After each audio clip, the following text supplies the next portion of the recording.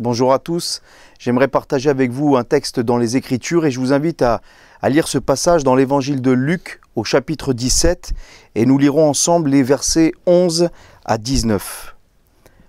Au cours de son voyage vers Jérusalem, Jésus passait entre la Samarie et la Galilée. Comme il entrait dans un village, 10 lépreux vinrent à sa rencontre et se tenaient à distance. Ils élevèrent la voix et dirent « Jésus, Maître, aie pitié de nous !» En les voyant, il leur dit « Allez vous montrer au sacrificateur. » Et pendant qu'ils y allaient, il arriva qu'ils furent purifiés. L'un d'eux, se voyant guéri, revint sur ses pas et glorifia Dieu à haute voix. Il tomba face contre terre aux pieds de Jésus et lui rendit grâce. C'était un Samaritain. Jésus prit la parole et dit « Les 10 n'ont-ils pas été purifiés? Mais les 9 autres, où sont-ils? Ne s'est-il trouvé que cet étranger pour revenir et donner gloire à Dieu ?» Puis il lui dit « Lève-toi, va, ta foi t'a sauvé. » Un texte intéressant, il y aurait tellement de choses à dire, mais nous allons partager quelques pensées essentielles. On voit ici Jésus guérir 10 lépreux. 10 vont demander, croient que Jésus a le pouvoir de les guérir, ils vont lui demander cette grâce, et Jésus va leur accorder en les voyant se montrer au sacrificateur. Mais sur ces 10 lépreux, nous voyons ensemble qu'il y en a un seul qui vient rendre gloire à Dieu, qui vient lui rendre grâce pour ce que Jésus a accompli.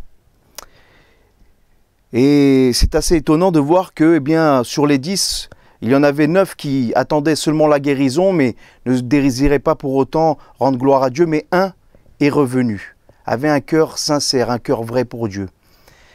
Et Jésus va lui dire ceci, va lui poser ces questions, va lui dire « Les 10 n'ont-ils pas été purifiés ?» Et pourtant, il n'y a que cet étranger qui vient rendre gloire à Dieu. Et il va dire cette phrase magnifique au Samaritain, « Lève-toi, va, ta foi t'a sauvé. » Et c'est bien la différence ici avec les 9 autres. C'est que nous avons vu qu'il y a 10 lépreux qui sont guéris, mais il y en a seulement un qui est sauvé. Comme quoi, la guérison ne convertit pas forcément les gens. Un est venu et s'est repenti de ses péchés et est retourné vers Jésus. Voyons que Jésus a tout pouvoir. Le pouvoir de guérir toute maladie. C'est un fait incontestable. D'ailleurs, la lèpre à cette époque-là ne se traitait pas. Il a pu guérir ces lépreux, mais il fait quelque chose de bien plus grand encore, c'est qu'il peut nous purifier de nos péchés, nous pardonner nos péchés.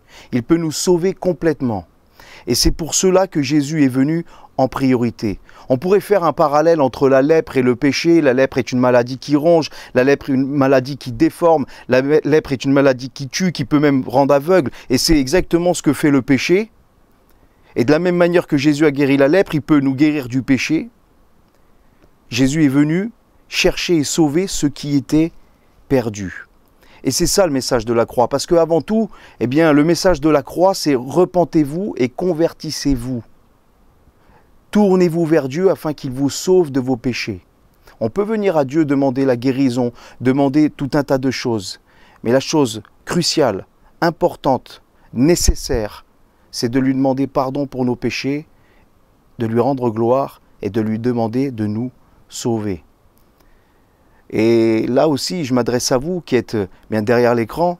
Que recherchez-vous de Jésus? Est-ce que vous voulez qu'il vous donne la guérison? Vous pouvez lui demander. Est-ce que vous voulez qu'il vous donne une bénédiction particulière? Parfois, ça peut être un travail, un mari, une femme, quelque chose. Dieu peut vous l'accorder.